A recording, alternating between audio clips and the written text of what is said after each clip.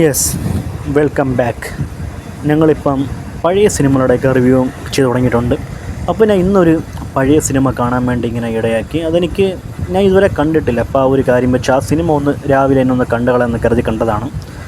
വാൽക്കണ്ണാടി എന്നാണ് സിനിമയുടെ പേര്.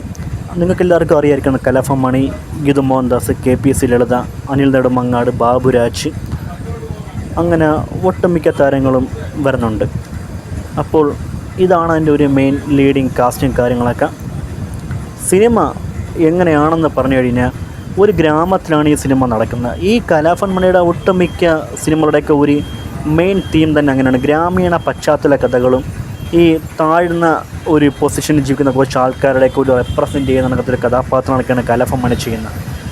ഈ സിനിമയിലും അങ്ങനെ തന്നെയാണ് കലാഭവൻ മണി ലീഡിങ് റോൾ ചെയ്ത് വെച്ചിരിക്കുന്നത്.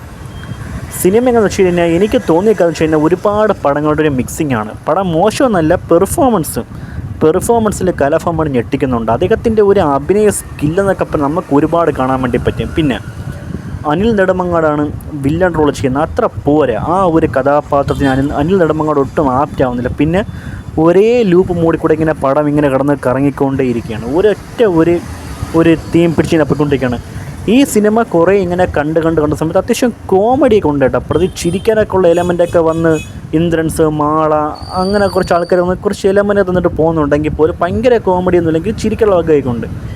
ഒരേ ലൂപ്പ് മൂഡിൽ ഇങ്ങനെ പടം ഇങ്ങനെ കറങ്ങി പോയിട്ട്, പിന്നെ ഇതിൻ്റെ ഒരു മെയിൻ തീമെന്ന് വെച്ച് കഴിഞ്ഞാൽ എന്തെന്നറിയാമോ, ഒരു മാനസിക രോഗിയായ ഒരാൾ ഒരു ക്രൈം ചെയ്തിട്ട് അങ്ങോട്ട് പോകും. ക്രൈം ചെയ്തിട്ട് പോയിട്ട് പിന്നെ തിരിച്ചുമ്പോൾ അദ്ദേഹത്തിനൊന്നും ഓർമ്മ കാണത്തില്ല. അപ്പോൾ ഇടയ്ക്കിടയ്ക്ക് ഇങ്ങനെ മാനസിക രോഗം വരുന്ന ഒരു ആളാണ് കലാഭവൻ മണി ഇങ്ങനെ ഈ സിനിമയിൽ അഭിനയിക്കുന്നത്.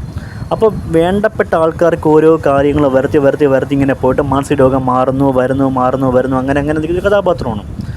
പിന്നെ ഇതിൽ ഗീതു മോഹൻദാസ് ഉണ്ട്, ഗംഭീര പ്രകടനമാണ് ഗീതു മോഹൻദാസ്. പിന്നെ ഗീതു മോഹൻദാസിൻ്റെ അമ്മയായിട്ട് അഭിനയിക്കുന്ന ഒരു സ്ത്രീ ഉണ്ട് ഇതിനകത്ത്, അവരും നല്ല അഭിനയം വരുന്നു. അപ്പോൾ ഇങ്ങനത്തെ ഒരു പാറ്റേണിൽ കൂടി ഇങ്ങനെ ചുറ്റിയാണ് ഇങ്ങനെ പോയിക്കൊണ്ടിരിക്കുന്നത്. മറ്റൊരു കാരണം എന്ന് വെച്ച് കഴിഞ്ഞാൽ, ഈ സിനിമയിലെ പാട്ടുകളൊക്കെ ഓൾറെഡി ഈ സോഷ്യൽ മീഡിയയിൽ ഈ റീലൊക്കെ ഒന്ന് സജീവമാകുന്നപ്പോൾ ഒരുപാട് ട്രെൻഡ് സെറ്റായി. അങ്ങനെ കുറച്ച് വൈബ്രേഷൻ ഉണ്ടെങ്കിൽ പോലും ഈ സോങ്ങുകളെല്ലാം എവർഗ്രീൻ സോങ്ങാണ് ഈ സിനിമയിൽ വന്നിരിക്കുന്നത്. അപ്പോൾ ഇതൊക്കെയാണ് ഈ ഒരു പശ്ചാത്തലവും കാര്യങ്ങളൊക്കെ. അനിൽ നെടുമങ്ങാടിന് പകരം ഒരു സുരേഷ് കൃഷ്ണനെയൊക്കെ ഒന്ന് ആടിയിരുന്നെങ്കിൽ കുറച്ചുകൂടി പവർ പഞ്ചായി പോയെന്ന് മാത്രമല്ല, അനിൽ നെടുമങ്ങാട് നല്ല ചെയ്തെങ്കിൽ പോലും കുറച്ചും കൂടെ ഒരു കഥാപാത്രം ഒന്ന് ബിൽഡ് ആവാനാണെന്ന് എനിക്ക് തോന്നിപ്പോയി, ബിൽഡപ്പായിട്ട് വരണമെന്ന് തോന്നിപ്പോയി. പിന്നെ സ്ഥിരം ക്ലീഷകൾ, പിന്നെ ഇടയ്ക്കിടയ്ക്ക് വരുന്ന മാനസിക രോഗിയായിട്ടുള്ള ആ ഒരു പെർഫോമൻസ് കലാഭവൻ മണിയുടെ കിടിലാണ്.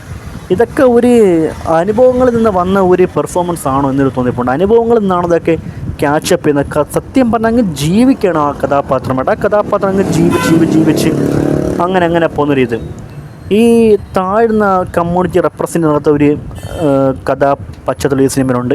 പിന്നെ മറ്റൊരു പ്രധാനപ്പെട്ട കാര്യം പറഞ്ഞുതരാം. നമ്മുടെ ഈ റീലിലൊക്കെ നമ്മൾ കണ്ട ഒരു KPS ലളിത ഒരു കരച്ചിലില്ലേ, എൻ്റെ ഭഗവതി എന്ന പോലെ കരച്ചിലില്ലേ, അത് ഈ സിനിമയിലുള്ളതാണ്. ഇതിൻ്റെ ഒരു ക്ലൈമാക്സ് പോഷൻ എത്തുമ്പോഴാണ് ആ ഒരു സംഭവം കാണിക്കുന്നത്. ആ ഒരു എറൗണ്ട് തീമൊക്കെ സൂപ്പറായിരുന്നു. പിന്നെ പ്രഡിക്റ്റബിളാണ്, നമുക്ക് ഓരോ കാര്യങ്ങൾ പ്രഡിക്റ്റ് ചെയ്യാൻ പറ്റുന്നത് എങ്ങനെ പോകുന്നുള്ള കാര്യങ്ങളൊക്കെ. പിന്നെ സിനിമ ഇങ്ങനെ കുറേ കണ്ട് വന്ന സമയത്തിൻ്റെ ഒരു സെക്കൻഡ് ഹാഫിൻ്റെയൊക്കെ ഒരു എൻഡിങ്ങിൻ്റെയൊക്കെ ഒരു പൊസിഷനൊക്കെ എത്തിയ സമയത്താണെങ്കിൽ ഒരു തിളക്കം എന്ന് പറഞ്ഞ സിനിമയുടെ ഒരു തീമില്ല. തിളക്കത്തിൽ ദിലീപിനെ മാനസിക രോഗം വരുന്നത്, പക്ഷേ അദ്ദേഹത്തിന് ഒരു മൈൻഡും ലൈഫും കാര്യങ്ങളൊക്കെ ഉള്ള അങ്ങനത്തെ ഒരു ഇത് കായ്മതിനെ കണക്ക് ഗീതു മോഹൻദാസ്, പിന്നെ രോഗം മാറ്റാൻ പറ്റുന്ന മാളായി, ഇന്ദ്രൻസ്, അങ്ങനെ കുറച്ച് തീമുകളൊക്കെ. ഇന്ദ്രൻസ് ആണെങ്കിൽ അവിടെ തിളക്കത്തിൽ ജഗതിയാണ് വരുന്നത്. അങ്ങനെ ഒരു തിളക്കത്തിൻ്റെ ഒരു വൈബ് കൂടെ എനിക്ക് കാണാൻ വേണ്ടി പറ്റി. പിന്നെ ആ ഒരു ആകാശത്തിലെ പറവുകൾ കണക്കത്തെ കുറേ സീക്വൻസ് കാര്യങ്ങൾ അങ്ങനെയൊക്കെ. അപ്പോൾ ഒരു മിക്സ്ഡ് പടം, കലാഭവൻ മണിയുടെ കുറച്ച് മിക്സ്ഡ് പടമായിട്ട് അനിൽ ബാബുവാണ് ഈ സിനിമ സംവിധാനം ചെയ്തിരിക്കുന്നത്. പക്ഷേ കണ്ടിരുന്നപ്പോൾ ഈ ഒരൊറ്റ ലൂപ്പ് മൂടി കിടന്നെങ്കിൽ ഈ പടം കറങ്ങുന്നത് നമുക്കൊരു കുറച്ച് ബോറടിയും മുഷിപ്പും കാര്യങ്ങളൊക്കെ വേണം. പിന്നെ അനാവശ്യമായ ഫൈറ്റ് സീക്വൻസ്, തൊട്ടതിനും പിടിച്ചതിനൊക്കെ ഒരുപാട് ഈ ഒരു അനാവശ്യം ഇല്ലാത്തടത്ത് കുറേ ഫൈറ്റ് സീക്വൻസുകൾ കൊണ്ട് കുത്തിക്കേറ്റുണ്ടെങ്കിൽ എനിക്ക് തോന്നിപ്പോയി.